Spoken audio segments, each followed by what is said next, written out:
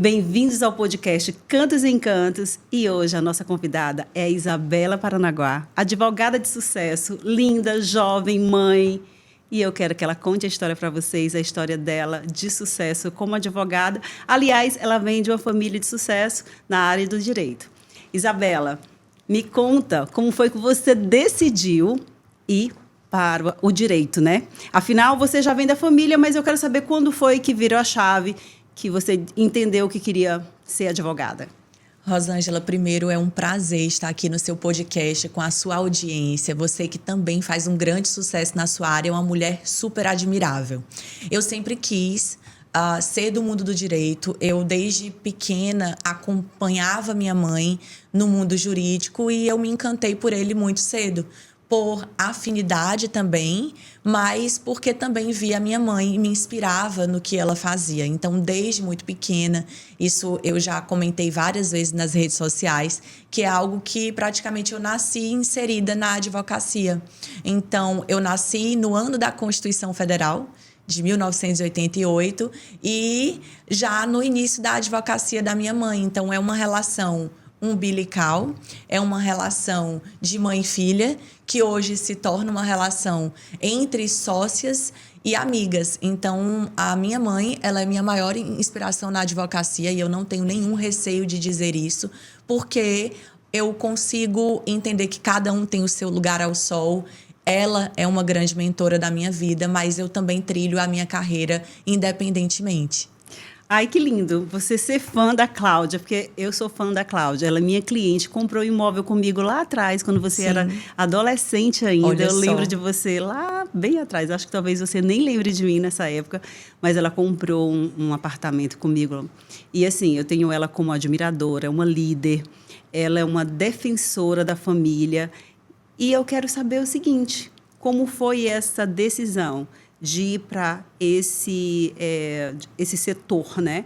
Que é digamos, um lugar que eu acho muito interessante quando você trilha esse caminho e vai para o direito com o ramo familiar. Como é que eu posso falar isso? É o direito familiar, a tua escolha? Sim, a minha escolha de vida, Rosângela, e que eu também entendo como uma missão geral de vida. Mas em algum momento ali, no terceiro ano do ensino médio, eu ainda quis tentar fazer relações internacionais. E eu tinha muita vontade também, naquela época, de estudar para o Instituto Rio Branco, fazer essa projeção.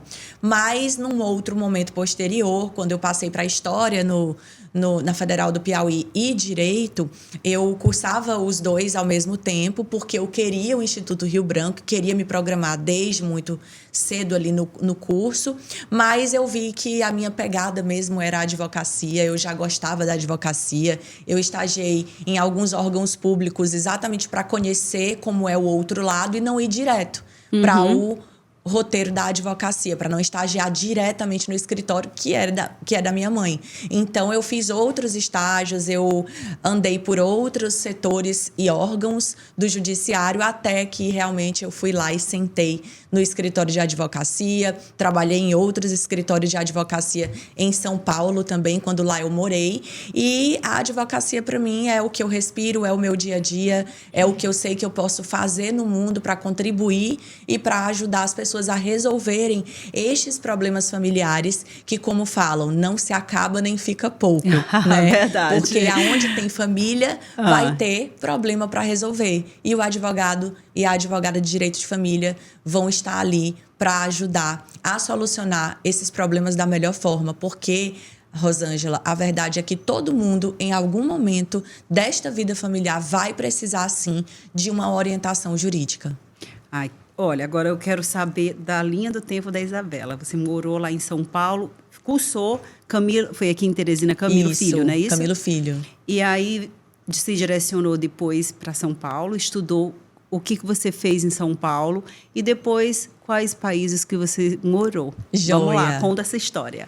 Então, quando muito menina, eu jovem, na verdade, com talvez ali, deixa eu lembrar, uns 19 para 20 anos, eu fiz um mochilão e fiz aquele intercâmbio de inglês e passei alguns meses em Brighton. Então, foi a minha primeira experiência na Europa, no Reino Unido, neste caso. E depois eu fui viver o mundo do direito, fiz a faculdade e logo depois eu passei no mestrado. Então, eu ainda morei em Teresina, no mestrado, que foi em Ciência Política na Federal do Piauí. Ah, legal. E não me arrependo em nenhum momento de ter feito um mestrado que não é do direito, porque isso só complementou a minha bagagem profissional. Na época, não existia mestrado em Direito no Piauí. E eu ainda queria viver a experiência do escritório de advocacia daqui. Mas, logo em seguida, ainda cursando mestrado, eu passei no doutorado, na PUC São Paulo, e fui morar em São Paulo lá pelo ano de 2013 para 2014. Fiquei por uns 6 anos em São Paulo. E, em seguida, eu fui morar no Reino Unido porque eu passei no pós-doutorado.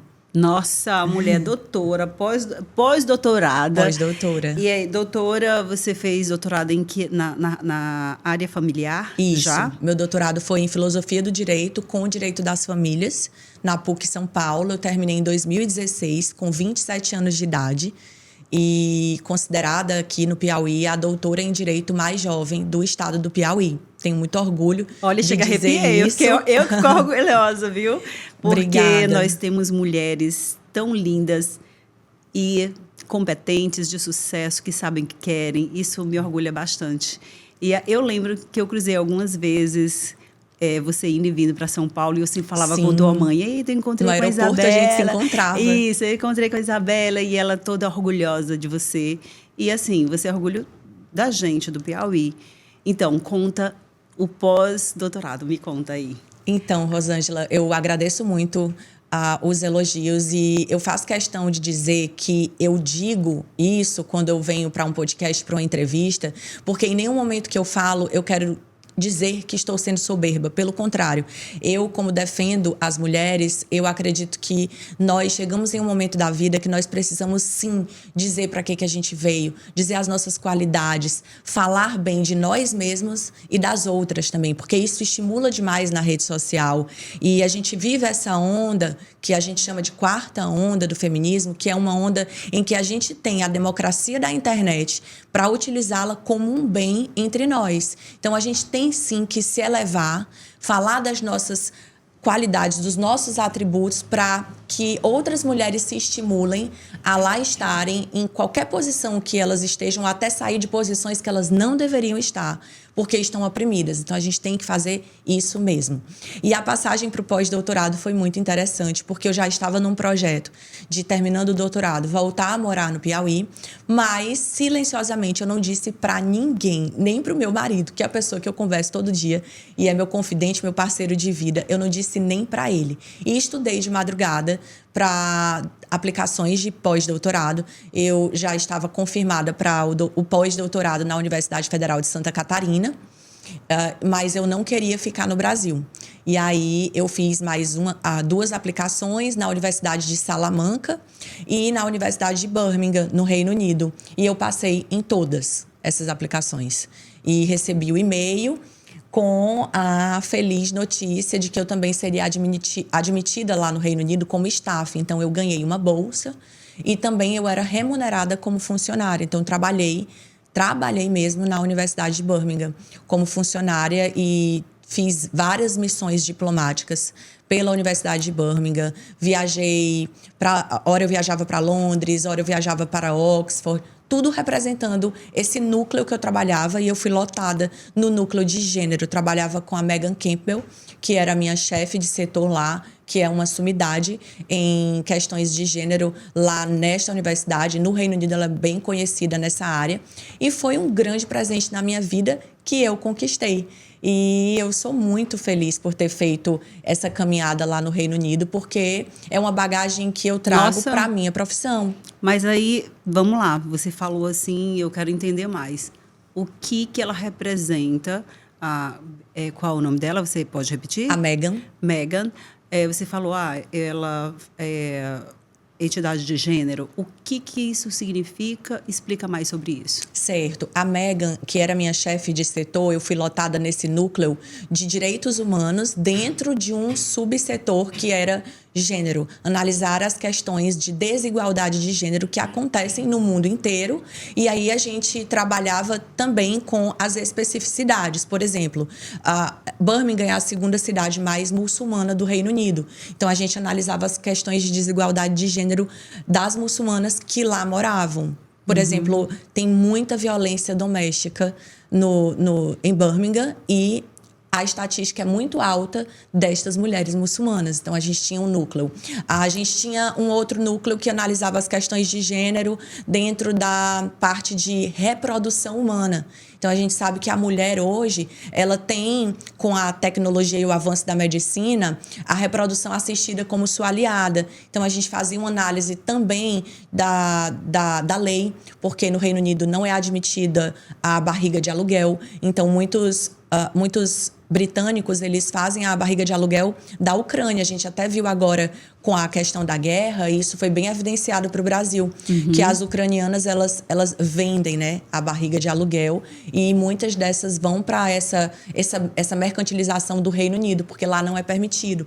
Então, a gente analisava todas essas questões que envolvem gênero, porque uma mulher querendo, quando não consegue procriar, é uma mulher buscando ali ter uma filiação de outra maneira. Então, são vários tipos de estudos de gênero dentro de um mesmo ser chamado mulher, né? Porque a mulher é tudo isso. Uma bagagem incrível que você trouxe.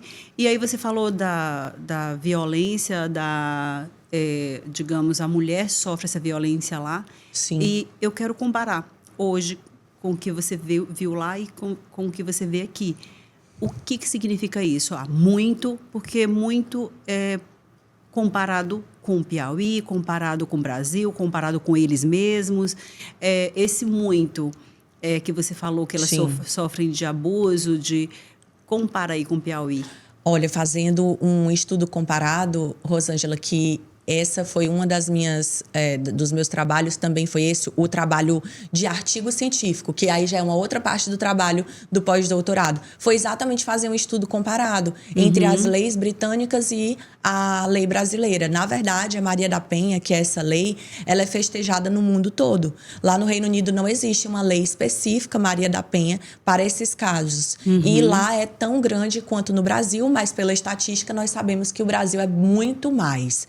O Brasil é o 5º país que mais pratica a violência e, geralmente, contra a mulher é dentro do seio da família. Então, mais de 76% da violência contra a mulher acontece no seio familiar e é praticada por um parente próximo ou por um companheiro ou pelo cônjuge.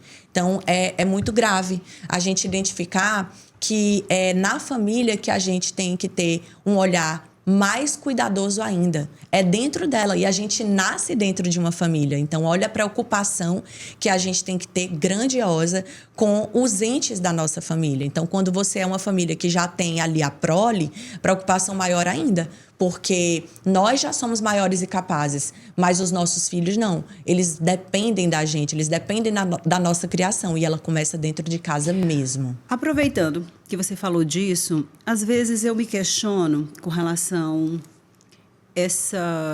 digamos, existe muita violência. A gente vê que as meninas, elas começam a namorar e no primeiro momento, digamos, a gente está falando de homem e mulher, e você falou de uma coisa importante que é sofrer a violência pelo companheiro, que é o que acontece muito, feminicídio no Brasil, no Piauí. E aí, às vezes, a mulher, digamos, eu vou falar porque eu vi um pastor falando, um padre falando que você tem que dar todas as chances para o outro, o amor, né? Tem essa coisa eu vou falar assim, da cultura. É a cultura. E também a nossa cultura de dar mais uma chance, de dar mais uma chance. Essa menina, muitas vezes, ela sofre um abuso no namoro, ela sofre um abuso novamente no noivado, e ela continua ali, naquele relacionamento. E ela casa e ela é abusada, e ela diz, não, eu vou dar mais uma chance, ele vai mudar. Ela vai, sofre outro abuso e continua até sofrer o pior. Né? Não acontece muito isso? Sim. Pelo menos o que eu vejo nos casos. Sim. Não seria o momento da gente pensar de como educar. Por quê? A gente, muitas vezes, a gente está combatendo lá, depois da agressão, com medidas protetivas. Eu posso até estar falando besteira. Tá certo. Mas a gente vai lá para a medida protetiva. Não seria importante a gente educar desde criança a mulher, a pessoa que está educando essa criança, essa menina, antes dela se tornar uma adulta, ela entender, opa, que é abuso, eu tenho que sair. Porque muitas vezes a pessoa vai até o final, até acontecer o pior. Ela vê todos os sinais. Sim. E continua na relação. Não seria a hora da gente ir para a educação dessas mulheres, dessas meninas? Rosângela, esse ponto que você tocou é seríssimo e é exatamente o que eu concordo que você falou. Por que que a gente tem tantas leis excelentes em questão de gênero no Brasil e por que que os dados só aumentam? Esse é um paradoxo. Por que que a gente tem uma modernização? A todo ano a própria Lei Maria da Penha é atualizada. Nós temos leis excelentes que servem de inspiração para leis dos países de primeiro mundo. E por que que a nossa notificação de feminicídio, de violência contra a mulher no Brasil continua sendo e ficando entre os 5 maiores que praticam essa violência no mundo? Então, eu concordo com você. A gente precisa fazer uma educação de base mais forte e de entendimento dessa menina que vai se tornar uma mulher, e aqui a gente está falando porque é o recorte da pergunta, mas isso vale de uma maneira geral para a família, né? As nossas crianças e adolescentes precisam da nossa atenção mesmo, da atenção dos pais. A educação ela não pode ficar jogada para a internet como hoje está acontecendo. Os pais não deveriam estar delegando demais as criações desses filhos. E aqui falando da menina que vai se tornar mulher, essa educação, ela pode ajudar. E não é deixar acontecer e dar milhões de chances quando, até para quem acredita e lê a Bíblia e acredita nesse cristianismo, a gente tem aquela passagem que diz, o amor é paciente, o amor é bondoso, o amor não machuca. Então, nenhuma pessoa pode admitir estar dentro de uma relação que te machuca moralmente, psicologicamente, sexualmente, patrimonialmente. Esses tipos de violência. Ninguém deveria admitir esses níveis de violência. Tem que parar para analisar por que você está deixando se colocar e se permanecer numa situação dessa, porque é uma situação grave. Violência é violência. Por que eu comentei assim, da igreja, de algumas igrejas, da nossa cultura? Porque muitas vezes ela é interpretada de forma errada. Uma mensagem que está falando, que você comentou, essa fala, o amor é paciente, o amor, digamos, o amor aguenta muita coisa. São as narrativas. As narrativas. Só que a pessoa vai, vou aguentar mais um pouco, eu vou continuar aqui. Eu estou falando disso porque eu passei por isso. Então, assim, quando você... não, a pessoa vai mudar. Não, ela vai dar mais uma chance. Não, vai ser... Não, agora a gente tem um filho. A gente não pode mais andar por esse caminho, a gente vai continuar. E aí, de repente, você digamos, levada a ser abusada, os sinais. Sim. E, de repente, você já fica oprimida ali. Quando você quer a sua liberdade, o seu livre-arbítrio, você tosada. Não pode, digamos, cortada. Você é colocada para ficar quietinha ali. Então, não, mas eu te coloco lá em cima, na frente dos outros, mas dentro, no fundo, essa menina é abusada. Então, assim, eu já falei assim, poxa, será que não é hora da gente olhar para dentro, para a educação, para dentro da igreja, para dentro da base? Porque se a gente tiver base, essa pessoa, essa menina ou esse menino, ela vai ter um resultado muito diferente. Ou ele não vai abusar, eu estou falando do menino porque eu estou vendo muitas escolas falando de bullying. Estou falando do dia a dia, escolas boas, escolas de gente rica, escolas de quem tem um padrão. Acontecem todas. Então, assim, vou te falar, não é simples assim. A gente tem que educar o menino e educar a menina. Mas a medida protetiva é importante, a gente não teve essa educação lá atrás. Quais as medidas protetivas mais importantes hoje, Isabela? Que você, digamos, você ver que tem resultado. Uma pergunta. A pergunta foi excelente e o final difícil de responder, porque... Porque é um comentário meu, é uma coisa que eu já vivi e termina misturando com a pergunta, porque... Dá para perceber, e isso é muito bom, porque é um podcast humanizado, Rosângela. Meus parabéns, porque eu consigo entender que a sua pergunta é a pergunta de várias outras pessoas, porque você perguntou por que então, a gente tem essas medidas protetivas. No fundo, você sabe até já quais são elas.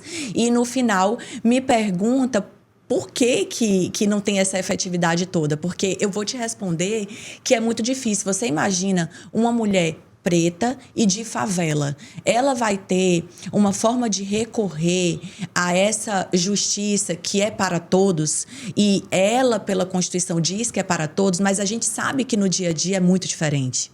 O dia a dia é muito desigual. A gente vive num país extremamente desigual. E falando de estado, a gente está no estado Piauí com 78% de miseráveis. É muito diferente uma mulher de classe média alta ter a possibilidade de pagar um advogado especializado na área que vai lutar pelo direito dela, e aquela outra mulher que está numa condição social extremamente vulnerável, muito mais vulnerável ainda, porque eu não estou dizendo que essa de classe média não está vulnerável, porque se ela está violentada, é aquilo que a gente já sabe. A rica e a pobre sofrem a violência. As duas sofrem, mas essa daqui vai sofrer muito mais. Então, muitos casos são subnotificados. A gente ainda tem uma dificuldade de compreensão ali no momento da delegacia. É tanto que as delegacias hoje são especializadas da mulher, exatamente para fazer um atendimento mais humano e mais especializado, porque não é todo profissional e toda profissional, e eu incluo o homem e a mulher, que vão entender essas questões. Então, toda a sociedade precisa ser educada para esse sentimento de humanidade igual, Rosângela, porque é o sentimento de humanidade igual. E outro ponto interessante é trazer o dado de que o Brasil é o segundo país do mundo, a gente fala muito de violência doméstica contra a mulher, mas eu trago aqui que o Brasil é o segundo país do mundo com números alarmantes de abuso infantil. Então, a gente está numa cidade em que a procriação, a gente vê, as pessoas gostam de ter filhos em Teresina. Isso é um comparativo, porque na Europa eles não querem mais ter filhos. É um comparativo, sim. Então, no Brasil, é um país que ainda gosta de procriar. Já vai reduzindo nas grandes metrópoles, mas a gente tem uma estatística de natalidade alta. E o Brasil é o segundo país do mundo em abuso infantil. E também ocorre, na maioria das vezes, praticado por um ente familiar. Então, tudo isso a gente está falando de família, de como a gente precisa olhar para a família com cuidado. E a gente nem precisa mais de tantas atualizações e tantas leis assim, porque a gente tem já um estatuto da década de 90, que é o Estatuto da Criança e do Adolescente, que já prevê e já regulamenta boa parte disso. Então, o que é que está precisando mudar, já que a gente tem leis tão boas? Está precisando mudar a educação de base, melhorar essa forma que estão criando os filhos para o mundo. Olha, aí você falou aí a gente está falando de direito familiar, direito da criança, direito da mulher. O abuso, ele vem aí de todas as áreas, né? Você fala do abuso infantil e a gente vai falar de abuso ou violência doméstica. Hoje, a violência doméstica, ela é maior do que há 10 anos atrás ou não? A violência doméstica contra a criança e contra a mulher. Ou quantos por cento aumentou aí que eu acredito que tenha aumentado, que você comentou. Sim, da pandemia para cá, inclusive, aumentou bastante, porque essa mulher tinha que ficar dentro do lockdown, não tinha como sair, portanto, e a violência permanecia ali, ela sem poder ela não tinha o que fazer, então aumentou. Tudo para a mulher no Brasil aumenta negativamente, infelizmente. Inclusive, quando a gente estava falando aqui no bastidor do que dá audiência, do que dá polêmica, e trazendo ali o que a gente tinha falado da passagem, de que o amor é bondoso, o amor é paciente, e tem que aguentar ou não tudo isso. Veja, Rosângela, tudo que dá engajamento maior e audiência na rede social é quando falam de mulher, que a mulher não pode isso, a mulher não pode beber cerveja, a mulher elegante faz isso, a mulher tem que esperar o homem para aquilo. Então, existe vamos dizer assim, um fetiche de objetificação da figura da mulher que dá audiência. Que dá audiência porque nós somos a maioria no país, nós somos a maioria no mercado de trabalho, nós já somos também, só não ganhamos o mesmo que.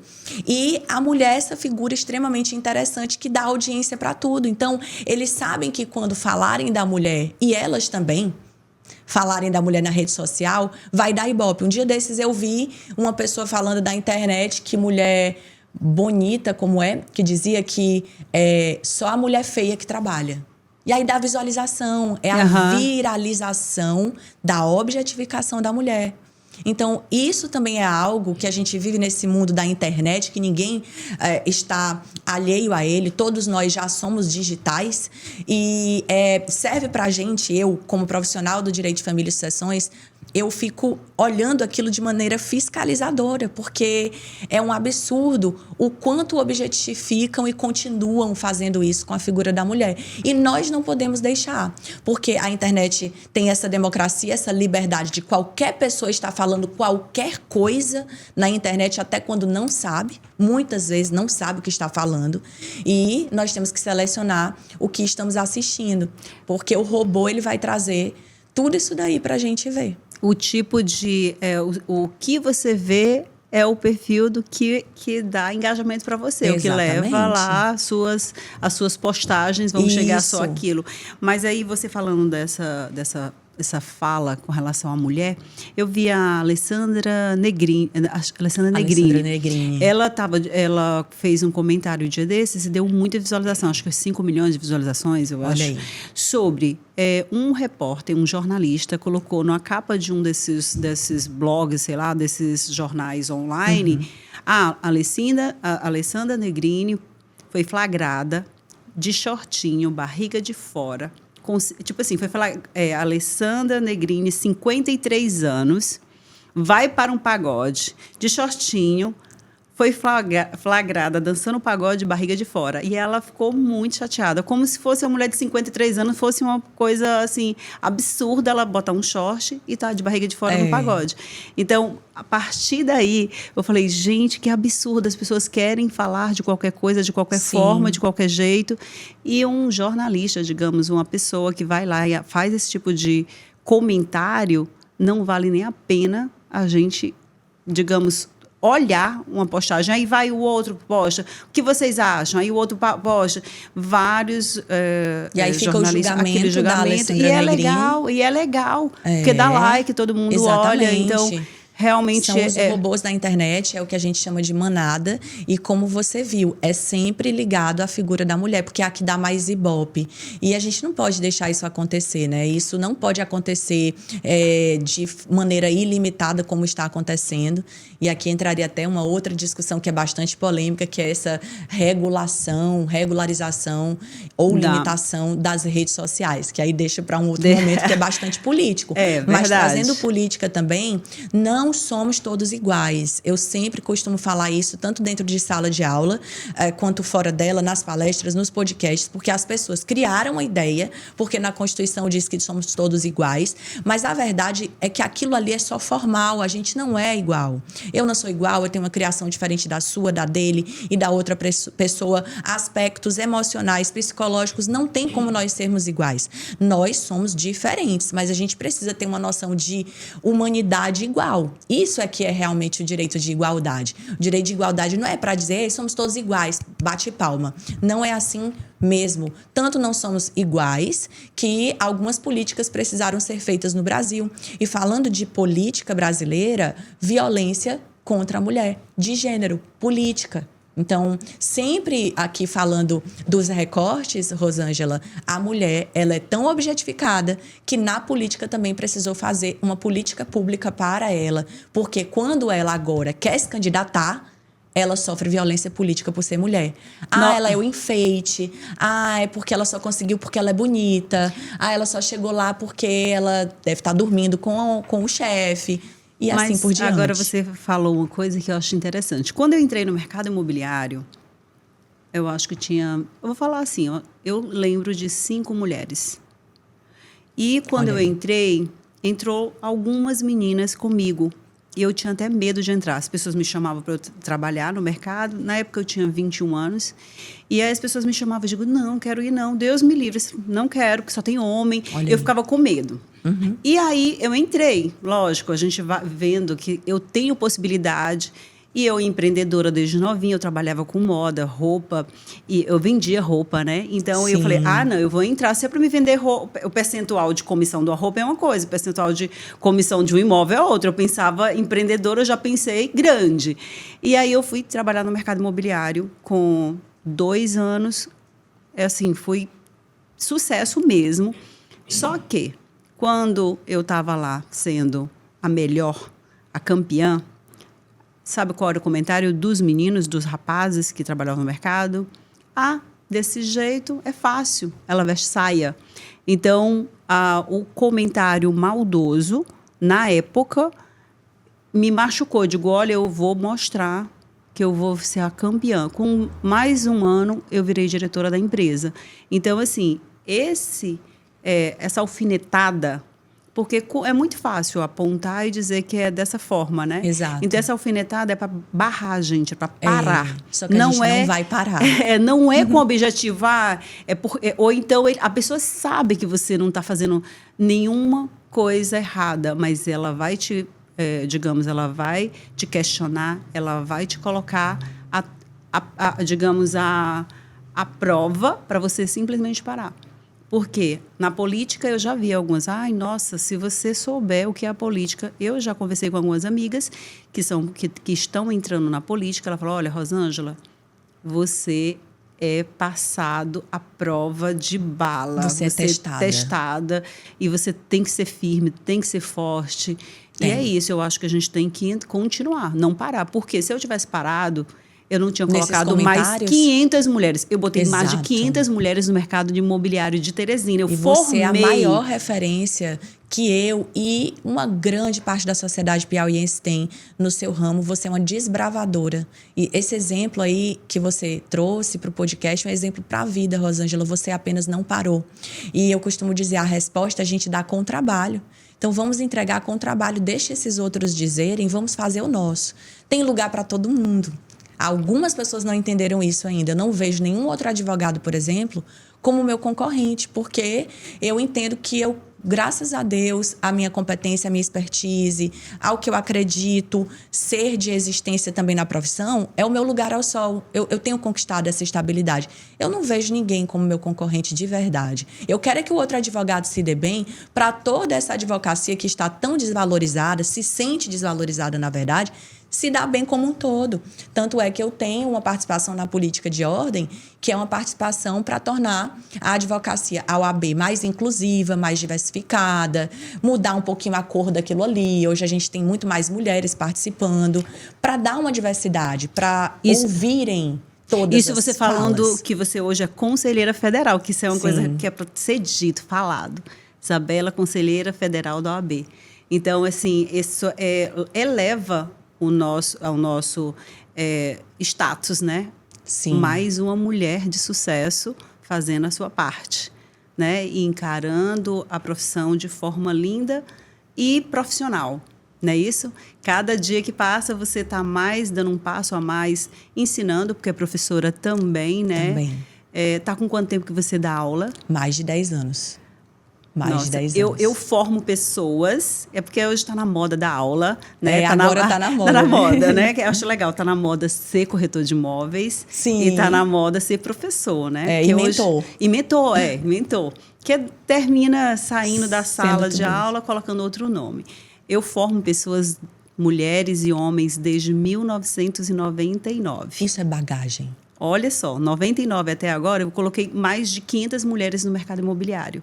Não só pro lado do mercado, corretagem, mas dando empregabilidade para as mulheres. Tem um período legal, que a gente terminou falando muito dessa parte feminina, né?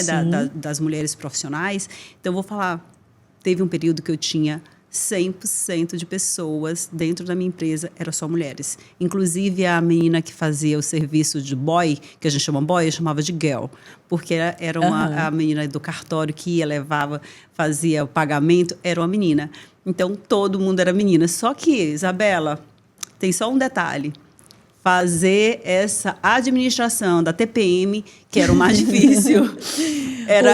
Os hormônios da flor da pele. Era o mais difícil, era administrar essa TPM. Eu digo, não, a gente vai ter que mesclar. E hoje eu estou com a equipe mista, eu gosto muito e tenho orgulho de ter formado muitas mulheres. Isso é incrível. E veja que nas leis trabalhistas não tem nenhuma regra que ordene o empregador fazer contratação de mais mulheres e que tem alguma cota com relação a isso. Mas você fez porque você acreditou, você formou e empregou várias mulheres e isso estimula todas as outras a fazerem o mesmo. Então, é a questão de garantir uma maior diversidade no mercado de trabalho, na política, na escola. Imagina que teve um tempo em que mulher não podia ir para a faculdade. Que tinha que pedir autorização para o marido para viajar. Um dia desses, que era o código que minha avó vivia ele, o Código Civil de 16, que só encerrou quando veio o Código Civil de 2002. Então, até esse Código Civil de 2002, a gente tinha um código em que a mulher era relativamente incapaz por ser mulher. Então, a gente está falando de coisas que não são tão longe assim. A vida inteira a gente viveu nesse sistema de sociedade. E você é uma mulher desbravadora, como eu também considero que dentro da minha área eu busco tornar o direito mais inclusivo, como eu falei, para todos mesmo. Eu não estou falando só de mulher agora, eu estou falando também do negro e da negra, porque a gente tem um percentual de empregabilidade muito pequeno na advocacia e em espaços de poder também. Então, a gente trabalha na OAB olhando para esse todo da advocacia, uma advocacia que hoje é majoritariamente feminina. O censo da OAB saiu ano passado e diz que nós temos mais de 50% de advogadas mulheres. Então, nós já ultrapassamos os homens e uma jovem advocacia que está chegando para um mercado de trabalho novo, porque não é o mesmo que eu fiz o curso de Direito. É um mundo cheio de tecnologia, de inteligência artificial, que tem mudado a todo segundo. A sociedade de hoje, ela pede respostas em segundos. Isso é muito interessante, porque o direito, que era um curso extremamente mais tradicional, ele tem deixado de ser, porque ele tem que se adaptar a essa nova sociedade. E o legal, sabe o quê? As mulheres do direito, elas estão mais femininas, que há 10, 20 anos atrás, elas não eram femininas. Verdade. E aí eu vejo você super feminina, com aquela florzona que você adora. Inclusive, você não tá como hoje eu tô um pouco mais sóbria. É a tua cara, a flor, que aí já a feminilidade bem legal. Mas até vermelha. quando eu vou lá no Conselho Federal, Rosângela, eu digo, a roupa, ela também é um ato político. Então, e eu já gosto de moda. E por que não você trazer a sua identidade nesse momento? Você é o seu cartão de visita. Então, assim como eu quero, na sua área, por exemplo, quando você quer vender uma casa, ela tem que estar numa aparência bacana, condizente com aquele teu público. Aqui na advocacia também. Só que o primeiro cartão de visita, essa casa aqui, sou eu. Então, eu tenho que estar bem apresentada, sim. A advocacia pede isso. Isso não é errado. É você mostrar que você está bem para atender o outro. Isso vai desde o interior ao exterior também. Pronto, muito bem. Voltando aqui para a área que a gente estava falando, da criança. A gente terminou mudando aqui o assunto, falando muito da mulher, e aí a gente estava falando do assunto da criança. Você comentou da violência da mulher, a violência está acontecendo, mas não diminuiu, as leis não fizeram parar de ter feminicídio. E aí eu te fiz uma pergunta que ficou lá atrás. A criança, ela vem sofrendo abusos e violência doméstica aumentou, continua aumentando ou não? Aumentou, Rosângela. Aumentou o número de violência doméstica, de abuso infantil e essa alienação parental, que tem toda uma discussão sobre a revogação ou não da lei da alienação parental.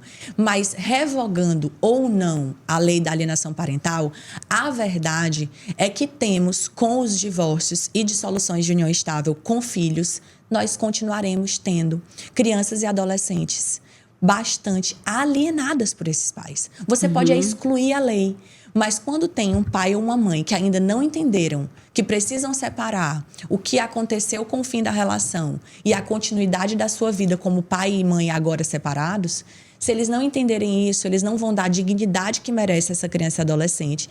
E a verdade é que muitos pais, eles usam, né, os meios judiciais como corda de litígio e eles ficam cegos mesmo, que a criança, ela possui dignidade humana.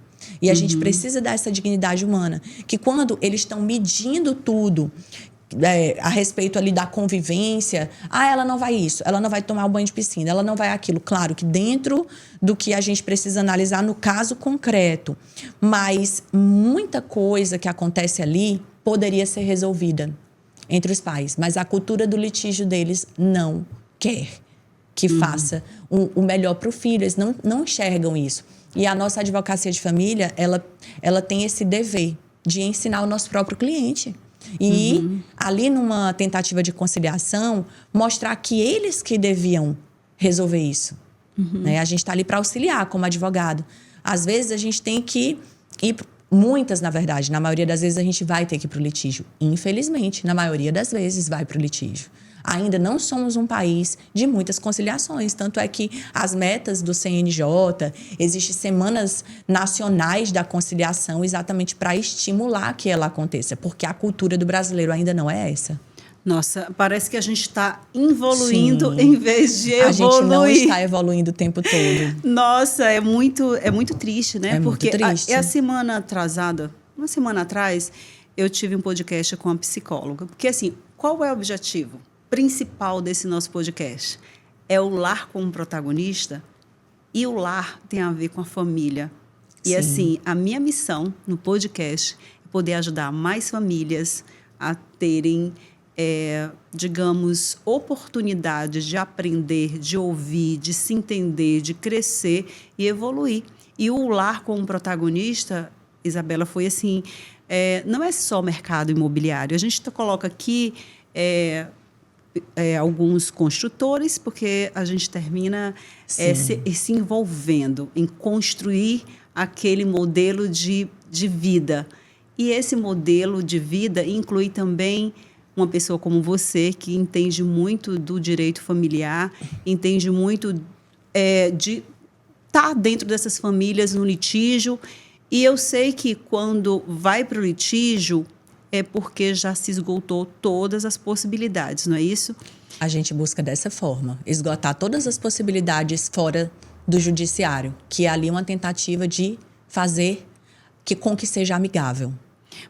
A Kisley, ela falou de várias tratativas aqui. Como é que a gente pode reformar essa família? Porque quando você fala terapia, a terapia é para entender. Você olhar, muitas vezes até entender a linguagem do outro. Como você falou, nós não somos iguais e não somos mesmo. Imagina um homem e uma mulher que foi criado totalmente diferente, eles juntam para fazer uma família, para ter uma família, e dali surgem os conflitos. Lógico que se começou a ter conflito, o ideal é ir para a terapia antes de chegar no litígio. Enquanto isso, entre esse espaço da terapia e o litígio, vai ter muita coisa acontecendo. Quando é que você consegue chegar num consenso? Tem alguma fórmula que o advogado possa conduzir essa família a não ir para o litígio? Olha, tem formas, mas não existe a fórmula, porque cada família é individualizada. Nós temos essas famílias plurais brasileiras, diversas espécies de família aqui nesse país continental. A gente tem a família do casamento, a família da união estável e as famílias parentais que são as maiores. Por quê? Porque nós temos nossos parentes e essas famílias parentais se arranjam, desarranjam e se modulam de diferentes formas, como, por exemplo, os órfãos da pandemia, que perderam os pais, ficaram os filhos órfãos. Então, eles vão ali buscar uma família extensa. Então, tem vários arranjos da família parental. E todas essas famílias, elas têm uma dinâmica diferente.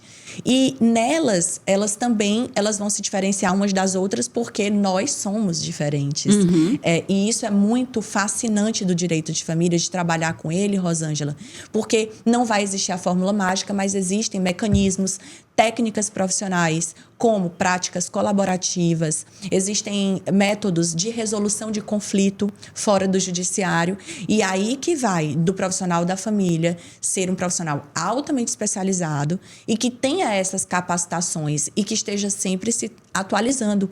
Por exemplo, hoje em dia eu estudo bastante psicanálise, porque direito de família e psicanálise estão altamente interligados. Eu percebi que da pandemia para cá, a primeira consulta que eu faço, que na verdade o cliente faz comigo, o cliente de família, a primeira consulta é uma consulta altamente psicológica. Ela nem chega mais tanto a ser uma consulta 90% jurídica. Aquela primeira consulta, ele está ali primeiro porque ele confia em você e ele acredita que ele pode falar para você aqueles 18 anos de casamento que agora está pensando em se divorciar. Então, é muita confiança essa relação da pessoa chegar até o seu escritório e ter a coragem, porque existem muitos tabus na nossa sociedade. Isso independente de ser homem ou mulher. Então, é muito interessante essa ligação que nós, profissionais da família, temos com os nossos clientes. Não é todo profissional do direito que aguenta fazer direito de família. Eu tenho até um amigo do criminal que ele diz assim: não sei como tu aguenta, Isabela, porque no crime eu já sei o que ele cometeu, mas tu não. Quando tem um ex que decide ser aquele ex que vai atormentar a vida da cliente o resto da vida, ele é uma surpresa, porque a gente não prevê tudo que ele vai fazer. E imagina aí características e mais características de pessoas. Então, ele brincou desse jeito e faz todo sentido mesmo. No criminal, você até já sabe o crime que cometeu. E aí você vai buscar fazer a defesa ou a acusação. No direito de família, não. Nós temos surpresas, mas nós, como profissionais experts, conseguimos ter algumas previsibilidades com as técnicas. Então, tem que ser realmente muito bom no que você faz, porque é uma advocacia que precisa ser humana. Tem que ser humanizada. Ali, ele vai levar para mim os problemas dos bens, muitas vezes, mas os problemas existenciais também. E eu vou ter que combinar essas duas informações e entregar o melhor serviço. Você vai ter que ter estratégia, né? Estratégia. Você falando aí, me lembrou, né? Até, inclusive, encontrei com um advogado, que ele foi meu advogado na minha separação. E aí ele me orientou: Rosângela, digamos, na época era um conflito mesmo. Sim. E aí ele me orientou: Rosângela, se você quer realmente... E a primeira coisa, ele me perguntou: você quer realmente separar? E aí eu já tinha esgotado todas as possibilidades, eu quero. Então nós vamos para as estratégias. Por quê? Porque eu acho que a mulher, ela tem que ter o discernimento, digamos, de fazer um acordo. Eu acho que um bom acordo, um mau acordo é melhor que uma boa briga, inclusive para não machucar os filhos, não machucar quem está ali, às vezes, que é a parte mais frágil, né? Então, normalmente eu vejo... Eu estou falando porque eu estou dentro das famílias também, sabe, sim, Isabela? Sim. Muitas vezes, inclusive, a sua mãe me chama lá para fazer avaliação dos imóveis, quando o casal está se separando, e a gente escuta os dois lados. Muitas vezes, que a gente pensa, o corretor de imóveis, mas também tem aquela questão, o corretor de imóveis está participando das famílias também. Das famílias. E esse corretor, ele tem que ser especialista em entender de pessoas. Verdade. Né? Pessoas têm que estar junto, tem que ter confiança. Psicologia das pessoas. Psicologia. A gente tem que ser advogado também. Advogado, sim, psicólogo, tem que ser arquiteto, tem que estar o tempo todo olhando o lado da pessoa que a gente está realmente ali fazendo uma consultoria, né? Então, assim, nesse período, houve essa orientação e o advogado foi muito feliz. É tão tal que eu sempre tive ele assim como uma pessoa do bem e, graças a Deus, reencontrei ele agora depois de 20 anos e fui relembrar, né? Olha, você lembrou e tal. Lembra do que é que você me orientou? Então, a gente estava comentando. Ele, olha, Rosângela, quando o casal está se separando, muitas vezes, ele utilizou essa palavra, um quer atormentar o outro. Não quer ver o outro feliz. Algum lado está querendo machucar ou manipular ou ferir, né? Existe... Usa como vingança o processo. Uma vingança que termina atropelando e vai se machucar e machucar o outro. Machuca tudo e ainda causa dilapidação de bens. Você é corretora, né? E você vê, às vezes, Rosângela, que bens são dissipados quando um processo é muito longo. Acaba que fica aquele bem ali, bens de inventário, por exemplo. A gente vê numa avenida bonita de São Paulo, aí costumam falar, olha aquele prédio ali, tá todo esvaziado porque é uma briga de herança de família. De irmãos, olha, né? Olha aquilo, olha a função social da propriedade que não está sendo cumprida. E é uma briga que o inventário tem 18 anos, o litigioso no Brasil, em média. 18 anos. Então, é muito complicado. Então, a gente tem que cuidar dessa base que a gente está falando o tempo todo. E essas estratégias de fazer um bom acordo ou um mau acordo do que uma boa briga, você concorda também com essa fala ou não? Porque, às vezes, o advogado diz, não, a gente vai fazer um bom acordo, né? Um lado puxa para um bom acordo, o outro para um bom acordo. E aí, gera uma boa briga e acontece essa... delapidação do patrimônio. Sim. Não é melhor um acordo ali nesse litígio, um acordo onde uma das partes vai sair, uma das partes termina saindo com prejuízo, digamos, ou com um acordo não tão bom? O que você me diz dessa fala, dessa frase? Olha o que eu entendo. Eu entendo que todo acordo tem que ser analisado. Tudo depende aqui nas nossas causas de família. Porque se eu fizer um mau acordo, certamente esse mau acordo vai ser judicializado. Então, o que a gente recebe muito lá no nosso escritório também, Rosângela? São acordos mal feitos, que a gente vai precisar costurar, que não foram feitos por nós. E aqui a gente vai ter que avaliar, porque esse novo cliente que procura o escritório, ele chega desesperado, porque, na verdade, aquele acordo foi tão mal feito que ele não é cumprido, que ele não é exercido da forma como está. Judicializado, né? Exato. E isso vai de diversas áreas ali dentro do direito de família. Falando de guarda, por exemplo. Acordos que são feitos por advogados que não são especialistas na área e fazem um acordo de convivência sem um termo de coparentalidade dentro. E isso é tudo que nós hoje estamos fazendo, nós que somos especialistas na área mesmo. Então, não dá para você fazer, por exemplo, um acordo sobre guarda e convivência sem estruturar o termo de coparentalidade. E a coparentalidade, que é um contrato, porque o que você está fazendo ali no acordo, você está contratualizando com o outro.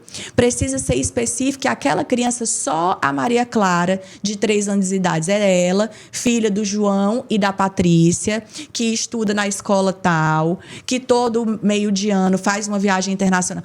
Toda criança tem uma estrutura e um status social diferente e não pode ser feito um acordo ao léu, porque quando chega final do ano no Natal, que é quando o advogado de família mais trabalha, esse acordo mal feito, ele retorna. Entendi. Ele retorna porque não estipularam as férias direito, porque não estipularam a convivência, e aí vai ficar aquele, como diz, pau de briga, pau de briga de final de ano. O que eu me referi como esse ditado, né? É no sentido de resolver e não prolongar esse problema para respingar na criança. Que é a criança que sai perdendo, a criança que sai com, digamos, as feridas e os problemas futuros. Então, O mau acordo que eu falo é muitas vezes é ceder um pouquinho. Ah, tá. Tem que ceder, né, para fazer o acordo. É mais ou menos nessa relação de ceder, não de não ter um bom advogado para judicializar e fazer todos os detalhezinhos. É você, não, vamos lá, eu vou continuar querendo aquela casa que eu construí e aí eu não o abro de jeito nenhum. Ela não me deu tanto, ou então ele não... Aí fica aquela confusão. E às vezes, eu estou falando por quê? Na venda de um imóvel. Sim. Eu estou falando aqui, uma venda de um imóvel. Aí tem o casal está vendendo um imóvel. Aí a mulher diz, olha, eu só quero tanto. O meu corretor disse que era 3 milhões a casa. E aí o corretor da outra parte disse que era 2,5. E a pessoa diz, eu só vendo por 3. Aí fica o imóvel lá, por causa 5 desse anos, valor. 8 anos fechado. A criança fica sem, ou uma das partes está morando mal, normalmente. Eu te entendi agora. Aí fica aquela criança ali e o imóvel fechado, acabado. Termina-se, quando termina esses 8 anos, é vendido pelo preço abaixo, digamos, vendido lá por... Digamos, a briga era por 3, não, foi vendido por 2. E aí vai dissipando, e aí já né? vai estar lá todo estragado e tal. E a criança lá, na briga no meio dos dois, porque eles continuam brigando. Sim. Né? Acontece isso? Agora eu te entendi, quando você falou do mau acordo. Porque, assim, para quem tá de fora de um exemplo desse... Pensa imediatamente, se for literal, com base na lei, nossa, fez um péssimo acordo. Só que dentro desses acordos aí, existem compensações que nenhum livro de direito vai contar, que a própria lei não vai especificar. E essa compensação, ela existe. Às vezes é o sítio e a casa residencial. Aí, na compensação de acordo, às vezes ele paga mais as dívidas do que ela. Mas ele reconhece no acordo que ela ficou uma boa parte no lar. Numa compensação de trabalho ali deles dois.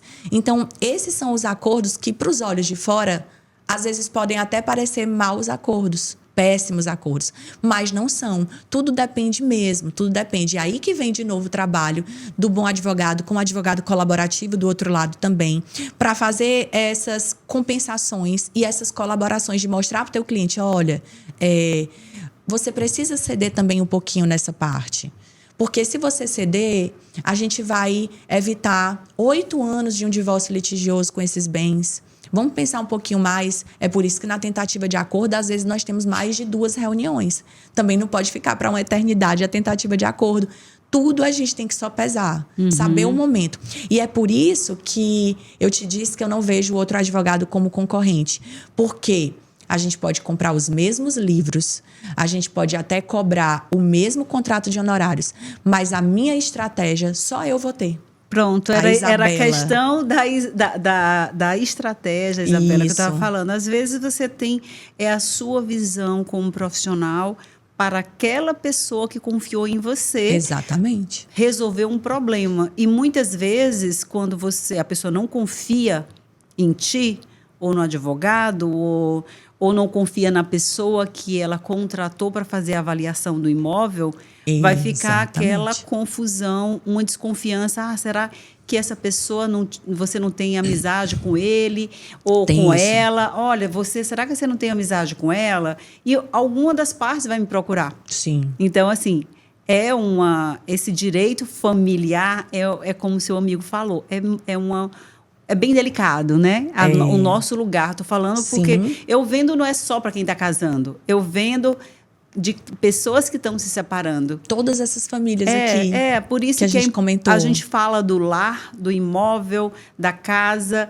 A gente fala também de manter essa família unida. Sim. Que muitas vezes, para muita gente fala assim, não, é bom ter gente casando e separando porque a gente tem imóvel para vender o tempo todo. E eu não vejo assim, tá? Mas muitas vezes a gente quer ver esse acordo porque muitas vezes se prolonga e se perde um patrimônio por não ter havido esse acordo na hora certa. Exato. A gente estimula, Rosângela, que a família ela esteja estabilizada. Nós somos seres humanos, imperfeitos que somos. Essa equação nunca vai ser 100%. Mas a gente precisa estimular essa estabilidade. Porém, Nós sabemos que a crise familiar ela existe e que tem momentos da vida que as famílias vão passar por essas crises e cabe a cada família buscar a melhor administração disso.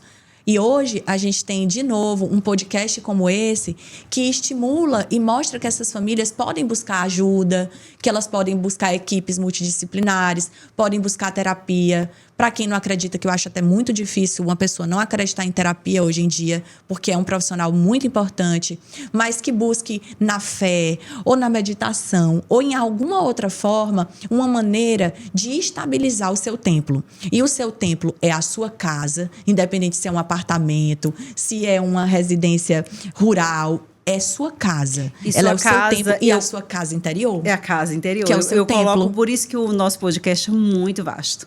Porque a gente fala de casa, de lar e desse lar aqui. Sim. Que a gente o tempo todo tem que estar olhando para dentro. É o intercâmbio. É, o tempo todo.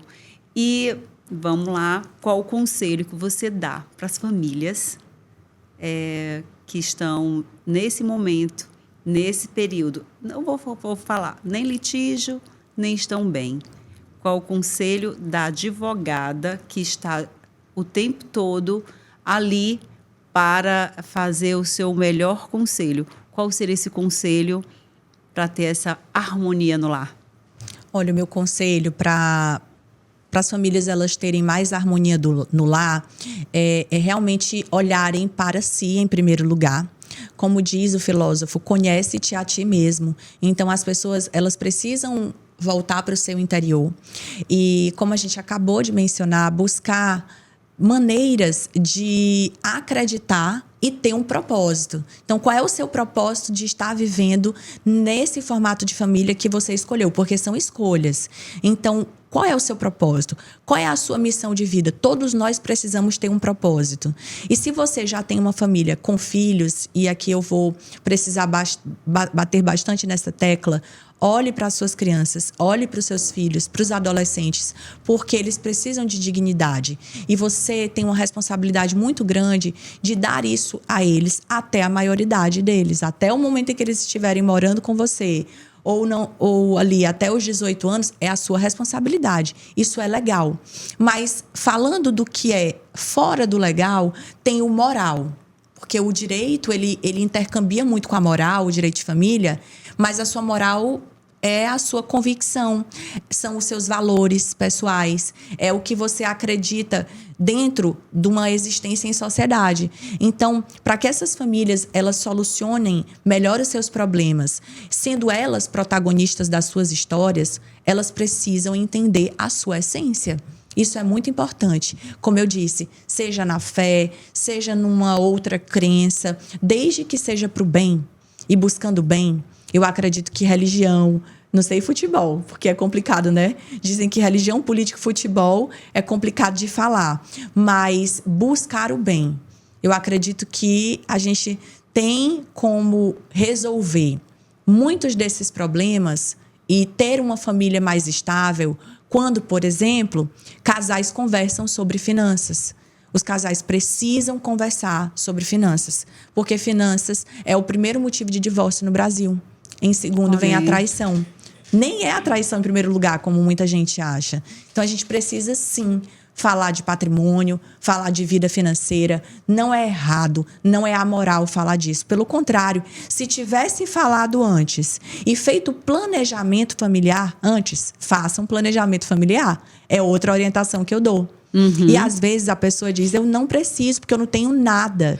Mas às vezes é algo existencial. Isso inclui, antes do casamento, você escolher também um modelo de casamento que você vai ter. Exatamente. Né? E isso envolve existência e patrimônio.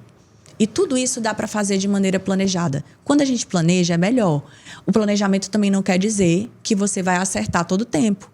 Mas pelo menos você fez uma orientação e um planejamento. Uhum. Ali já está contratualizado. O direito de família hoje, Rosângela, ele está bastante contratualizado. Essa semana mesmo saiu aquela notícia de que aumentou o número de contratos de namoro. Acho que vai sair, tá saindo direto agora na internet essa semana. Porque as pessoas fazem um contrato de namoro para mostrarem que não estão vivendo em união estável. Fraudar não pode. Fraudar. Fazer isso para fraude, ninguém vai poder. Ninguém vai poder fazer um planejamento se tiver dentro dessa perspectiva a fraude? Porque aí fraude a gente vai ter que anular, né? Nossa, é muita coisa.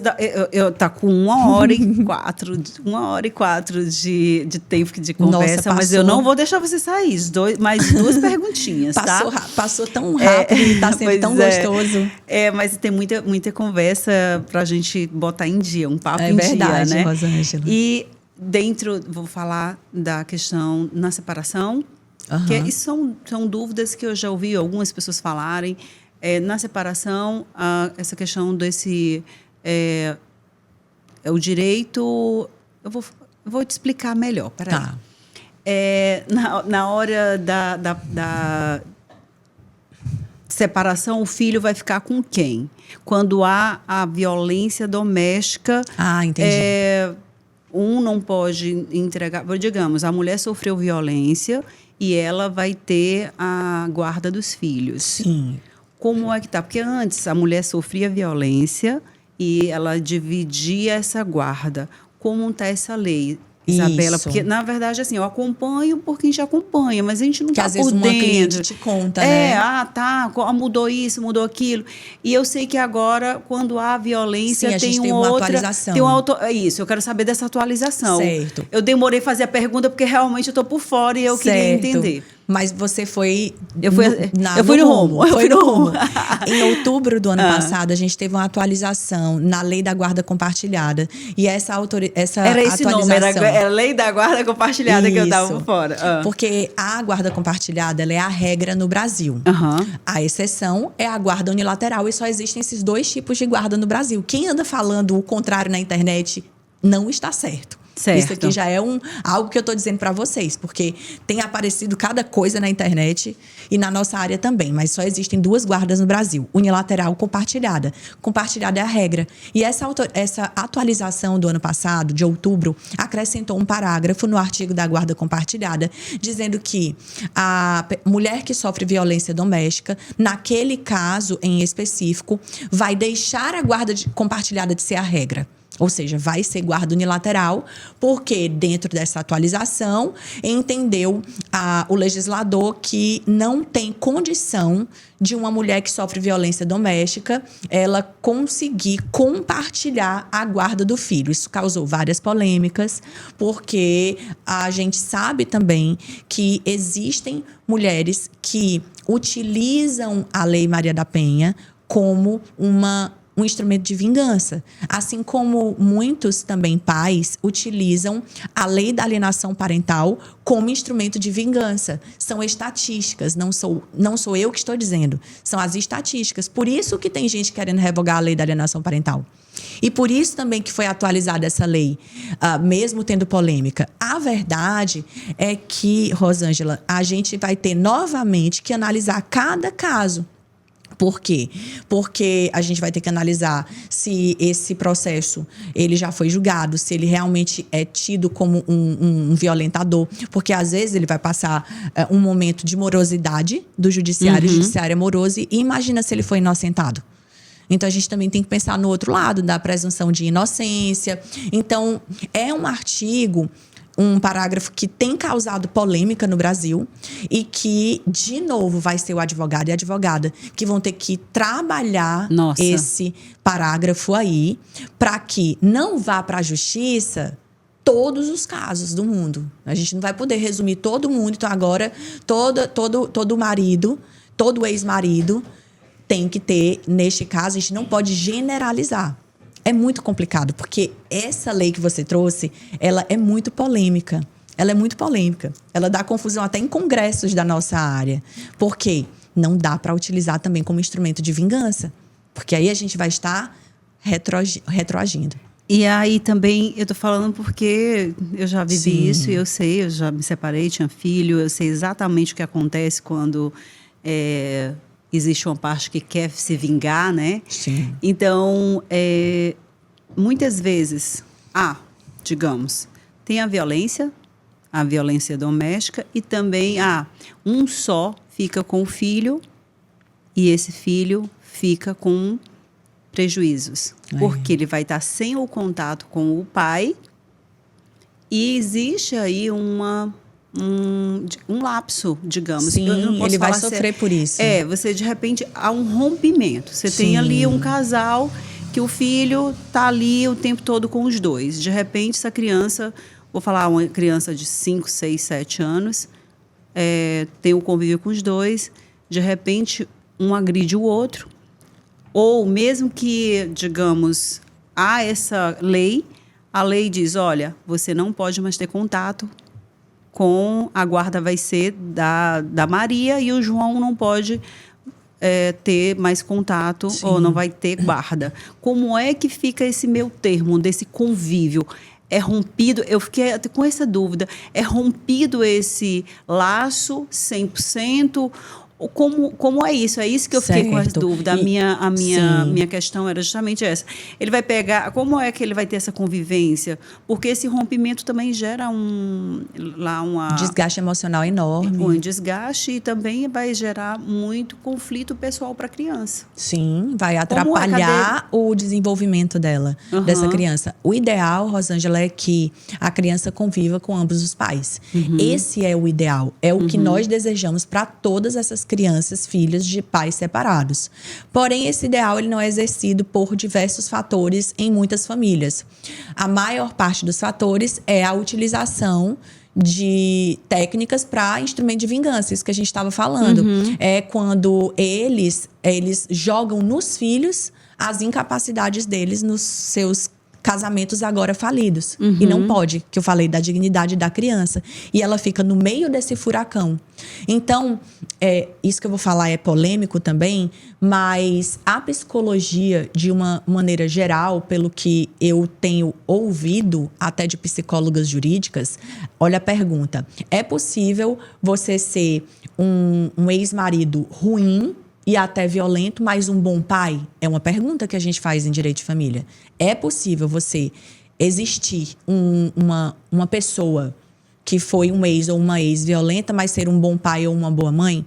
E uma boa parte, eu sei que na psicologia também tem teses minoritárias e majoritárias, mas majoritariamente essa psicologia tem respondido que sim. O que não pode é o pai ou a mãe apresentar risco para a criança.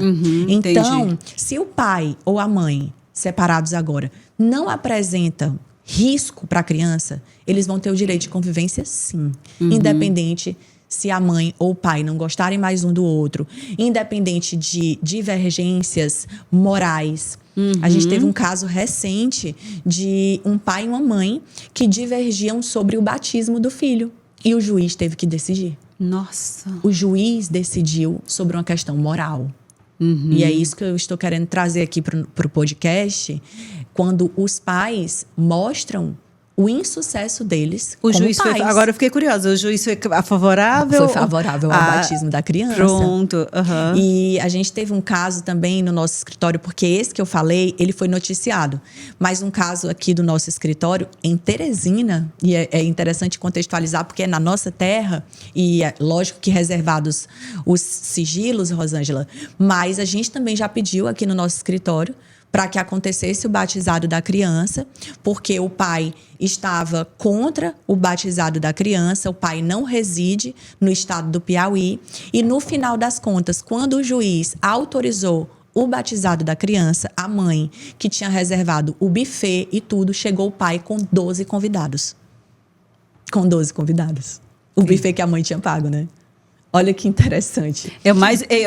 Vamos se vingar de outra forma. A gente vai participar, mais ou menos. Aí ele foi pro batizado. Ou seja, assim, no final, veja, não era o batizado em si, não era nem a questão da formação religiosa.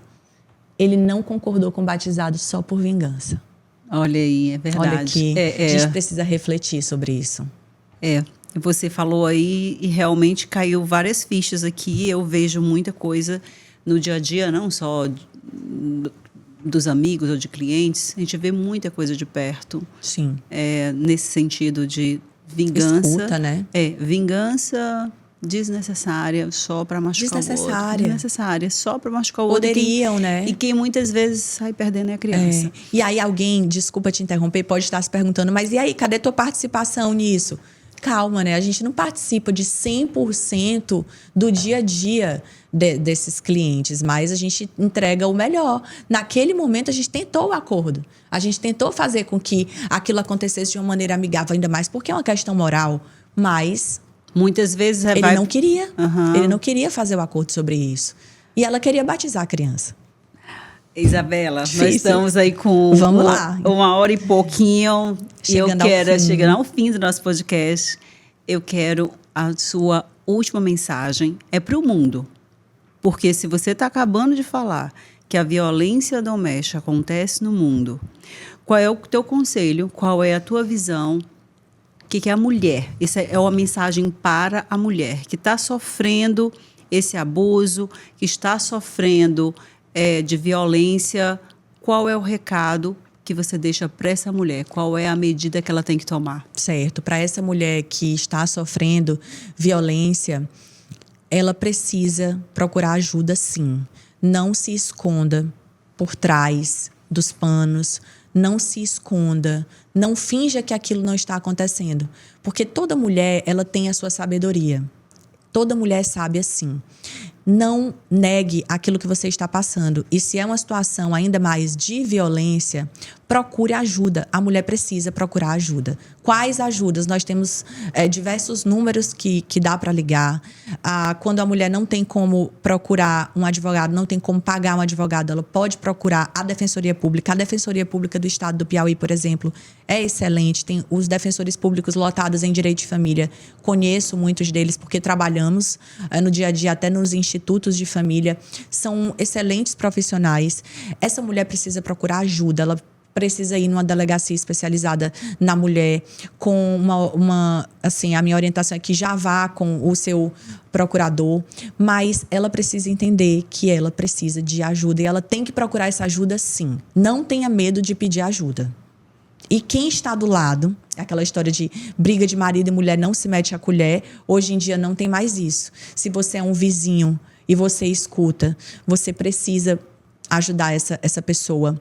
Se você é um entregador de pizza e percebe que ela está em situação de violência, precisa ajudar. Tanto que na pandemia a gente viu muito isso. As mulheres fazendo lives e fazendo movimentos que são do pedido de ajuda, como o X, como outro movimento que fecha as mãos, que dá para você procurar na internet.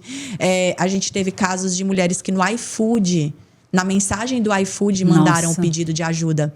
Em restaurantes da cidade, eu até sugiro que restaurantes de Teresina façam isso, porque eu vejo em restaurantes de fora do Brasil e vejo em restaurantes em outros estados do Nordeste. São Paulo já tem. Quando a mulher vai ao banheiro, tem a informação de ajuda dentro do banheiro, que é o momento em que ela vai estar sozinha. E ali você pode deixar a mensagem de chame o garçom, comunique. Existem maneiras de ajudar essa mulher em situação de violência. E a sociedade, ela tem que participar disso, sim. Nossa, parece coisa de filme, mas é real. Se você está dando essa mensagem, sim, é porque realmente acontece. Realmente não é à toa que existem essas medidas, tá? Sim, sim. Isabela, foi maravilhoso esse bate-papo. Muito obrigada. Amei saber mais da tua competência, porque eu já te olho desde muito tempo. Lembra que a gente jogou futebol juntas lá atrás? Nossa, eu lembro, sim. Muito tempo atrás, você era menina. A gente se encontrava em voos, a gente jogava futebol juntas. Lá atrás, lá no Eugênio Fortes da Ilhotas, encontrei até as meninas dia desse. Que legal, né? É só para te falar. Como eu tô feliz de te ver assim, tão linda, tão maravilhosa, tão competente, falando do fundo da alma, porque você se especializou e você tem tanta segurança no que você está falando que arrepia a gente, que emociona. Obrigada. Então, obrigada por ter entregado tanto. Muito obrigada, tanta Rosângela. Mensagem linda. A tua mãe deve estar super orgulhosa de você. Eu sou fã dela. E muito agora, obrigada. Mais fã de você ainda, tá? E olha, eu também sou fã do seu trabalho. Eu tô super feliz de ter vindo pro seu podcast. A gente que já tinha conversado de vir em outro momento, o importante é que deu certo e foi hoje. E agora tá entregue para a humanidade, né? Porque a rede social ela vai deixar esse podcast eternizado e você super merece todos os resultados da vida que você tem ganhado, porque você é muito boa no que você faz. Você é boa na essência. Meus parabéns, Rosângela. Eu que te agradeço. E vocês que estiveram com a gente nesse bate-papo incrível, foi entregue muita coisa aqui. Envia esse podcast para as mulheres que precisam ouvir essas conversas, que querem realmente mudar, porque tem conselho bom aqui. E é isso. O nosso podcast é Cantos e Encantos, o lar como protagonista das nossas vidas. Até o próximo episódio, na próxima terça. Até mais.